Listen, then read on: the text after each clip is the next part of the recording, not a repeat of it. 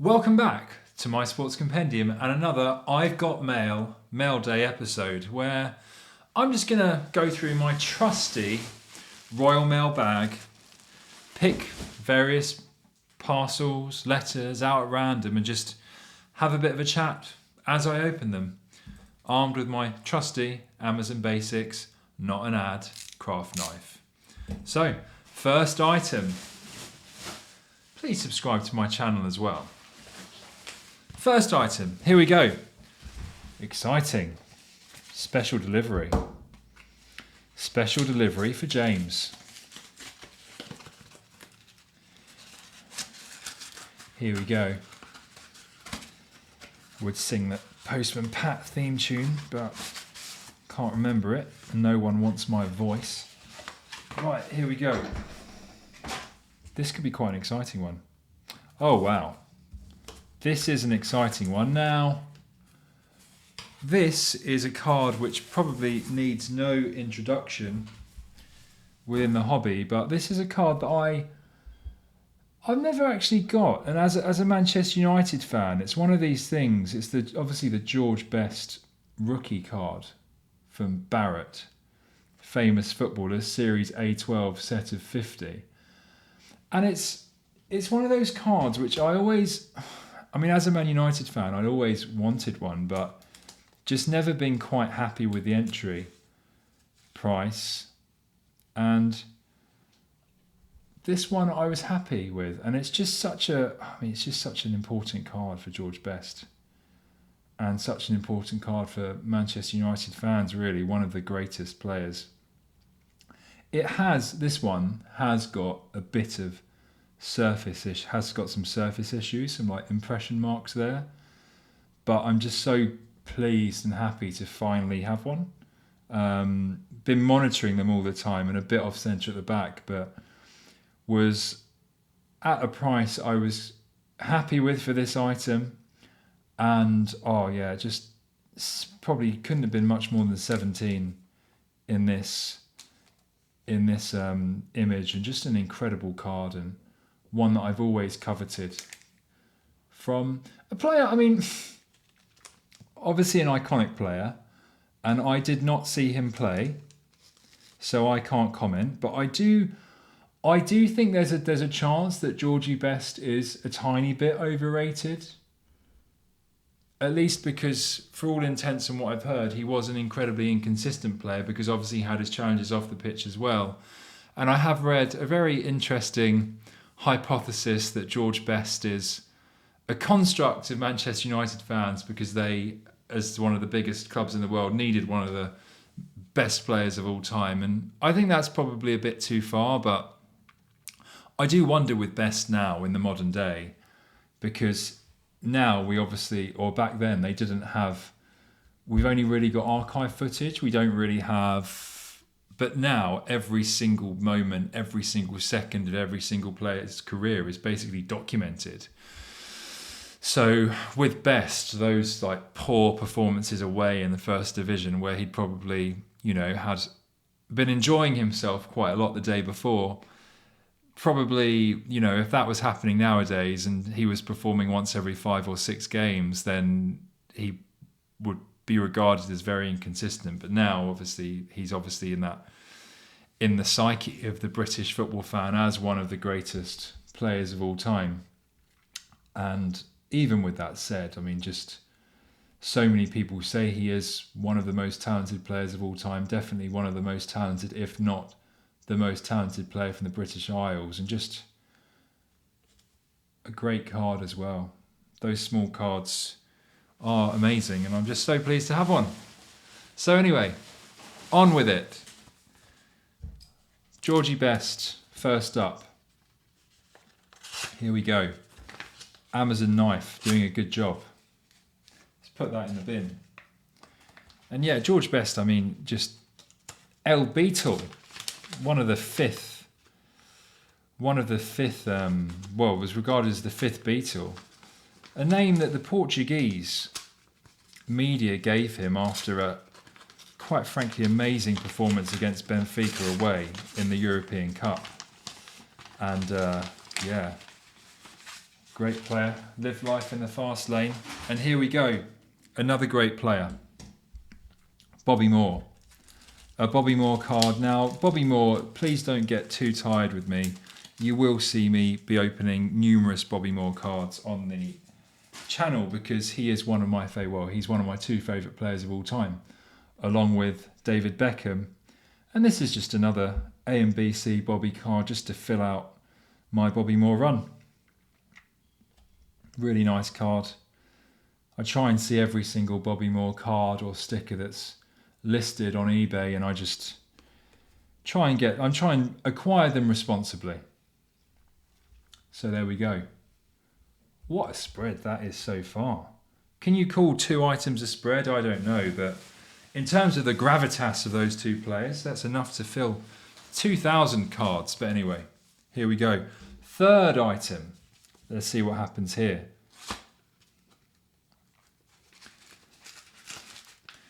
It's quite nice, that feeling on the letter. Here we go. There's some tickets. What have we got here? Oh, this is interesting. This was a while ago I got these. But these are just a lot of was a collection of unused tickets from the 2006-2007 Manchester United Champions League season, which unfortunately they did well. No, unfortunately for me, didn't win, but these are just just a great. I mean, Benfica is not used. I think that was a 3-1 win there. Lille, Metropole, second leg of the last round of 16. And the last two matches were, the AC Milan semi-final, which was 3-2, the first leg. Rooney scored a late winner on the night, and I was there. This was one of those, being from the south of England, the glory hunter. But we used to go. My parents. I probably shouldn't say this. I don't know if it's enough time has passed that I can declassify this information, because I am a medical doctor. I'm not sure it's a probity issue, but I'm going to risk it.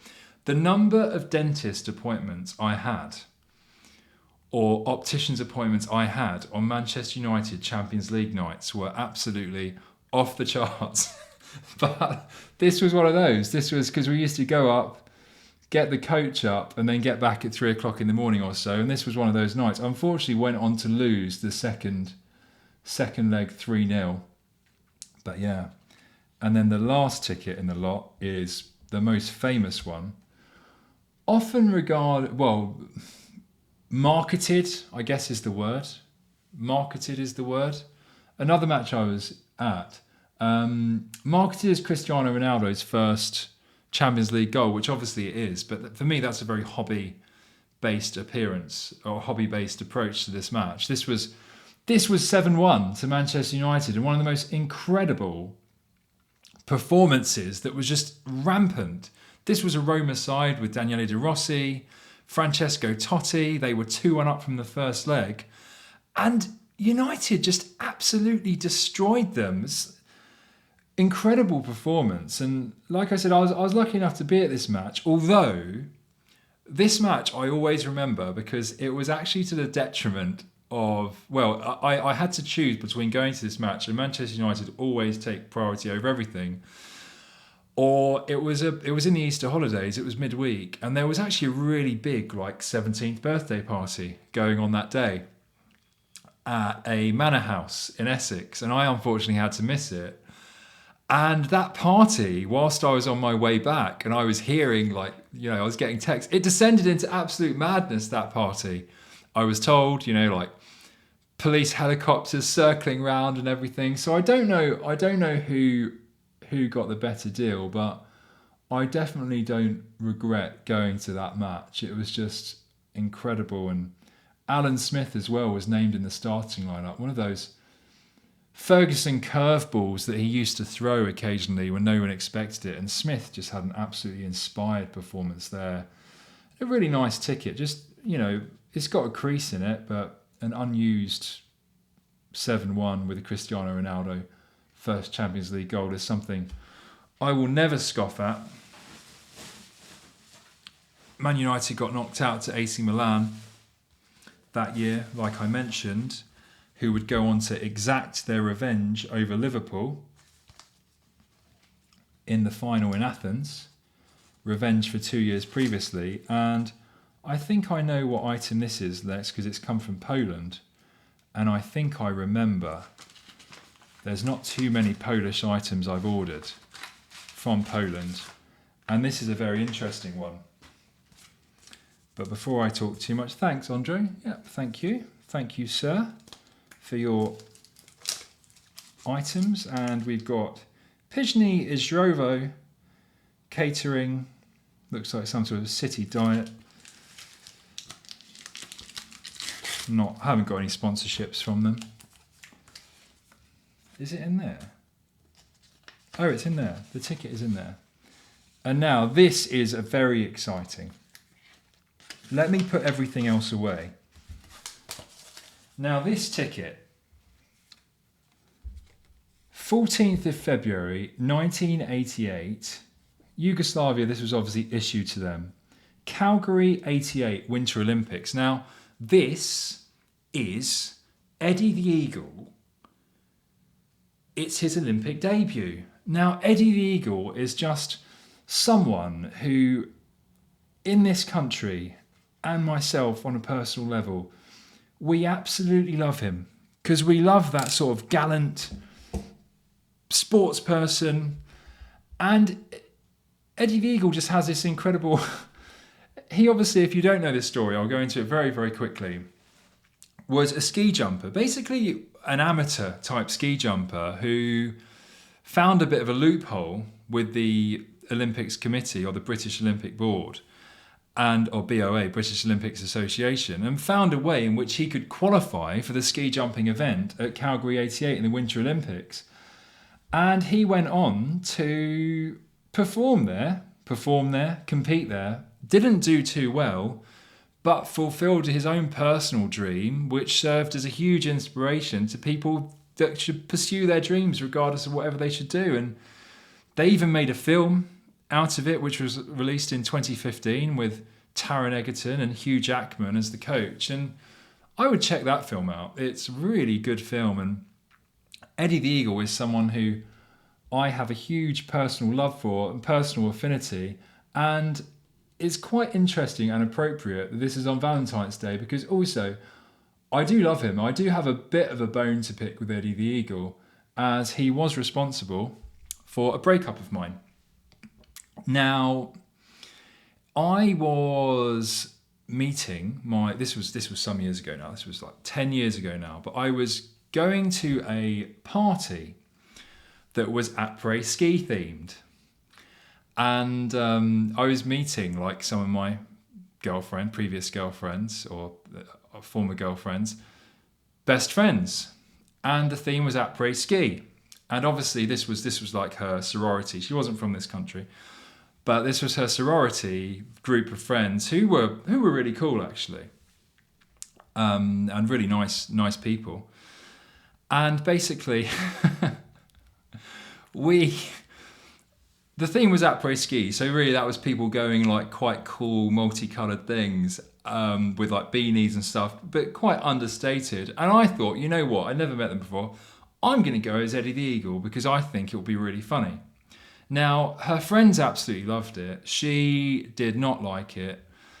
Said that I wasn't taking anything seriously, which, to be honest, even though I do think it was funny, I do kind of see now. I probably should have just played it a bit safer, but me in my early to mid-20s was probably just more interested in just making a joke out of everything. And then, unfortunately, the relationship ended soon after that, but at least I've got the memories to tell. And I brought up a photo already of myself on that fine night, dressed as Eddie the Eagle, and I think I've still got the outfit somewhere, but someone who I will always love. We always love Eddie the Eagle. But I think that's where I'll leave it. We've been running now for a while, another Mailday complete, and thank you so much for watching. If you've enjoyed this video, have any ideas for other series or ideas for other videos, then let me know. And please like the video, drop a comment and subscribe to the channel. It really helps me out. But for now, bye-bye.